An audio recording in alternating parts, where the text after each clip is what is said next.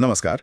आज हम बात करने वाले हैं कंप्यूटर की दुनिया की बिल्कुल बुनियादी इकाइयों की, बिट्स और बाइट्स। हमारे पास बिट और बाइट की दुनिया से जुड़े कुछ दस्तावेज हैं और हमारी कोशिश रहेगी कि इनके ज़रिए हम समझें कि ये मशीनें जानकारी को कैसे स्टोर करती हैं, कैसे प्रोसेस करती हैं।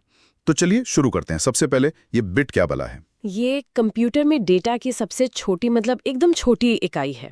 या तो 0 यानी ऑफ या फिर 1 यानी ऑन। कमाल है कि कंप्यूटर सब कुछ मतलब टेक्स्ट हो, तस्वीरें हो, वीडियोस हो, सब कुछ बस इन्हीं 0 और 1 का इस्तेमाल करके समझते हैं। इसको बाइनरी कहते हैं ना। हाँ, बिल्कुल। और यहीं से बात दिलचस्प होनी शुरू होती है।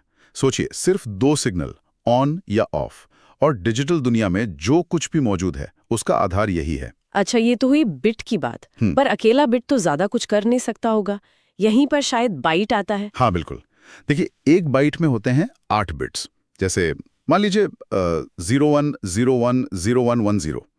ये एक उदाहरण है। 8 बिट्स, ठीक है। हाँ हाँ, 8।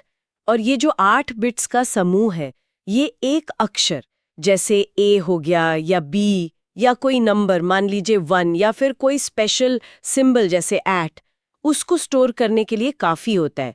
ये मतलब बुनियादी इकाई है कैरेक्टर स्टोर करने की। अच्छा। इसको ऐसे भी सोच सकते हैं जैसे 8 छोटे बल्ब लगे हों एक लाइन में। हर बल्ब या तो ऑन है मतलब 1 या ऑफ है मतलब 0।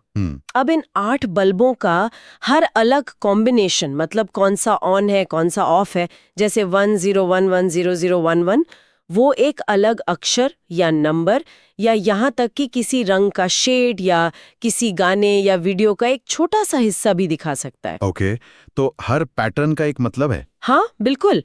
ASCII जैसे जो स्टैंडर्ड बने वो यही तो तय करते हैं कि कौन सा बाइनरी पैटर्न किस अक्षर के लिए इस्तेमाल होगा। सही।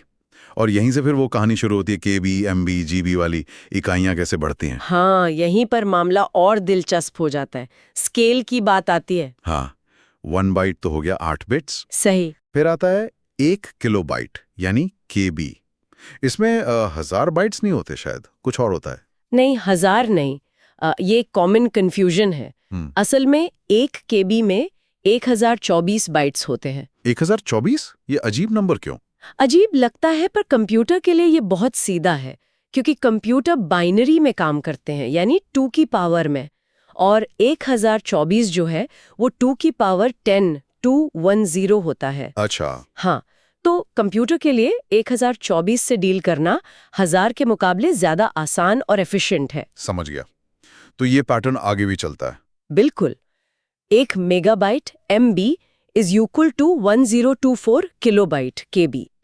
1 gigabyte GB is equal to 1024 megabyte MB। और 1 terabyte TB is equal to 1024 gigabyte GB।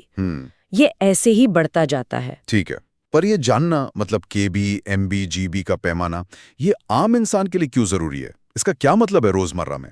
देखिए, इसका सीधा असर पड़ता है जब हम कोई फाइल डाउनलोड करते हैं या अपने फोन में फोटो सेव करते हैं। जैसे मान लीजिए कोई कहता है कि ये फोटो 2 MB की है। हाँ। तो इसका मतलब है कि उस एक फोटो में लगभग 1,60,00,000 बिट्स की जानकारी छुपी हुई है। बाप रे। 1,60,00,000। हाँ, या कोई गाना है 5 MB का, तो उसमें लगभग 4 करोड़ बिट्स हैं। तो ये स्केल हमें अंदाजा देता है कि डिजिटल जानकारी असल में कितनी बड़ी हो सकती है और क्यों कुछ फाइलों को स्टोर करने में ज्यादा जगह लगती है या डाउनलोड होने में ज्यादा टाइम। सही कहा। मतलब फोन की मेमोरी क्यों भर जाती है या इंटरनेट स्पीड क्यों मैटर करती है, ये सब इसी से जुड़ा है। बिल्कुल। तो अगर हम संक्षेप में कहें तो मुख्य बातें ये हुई।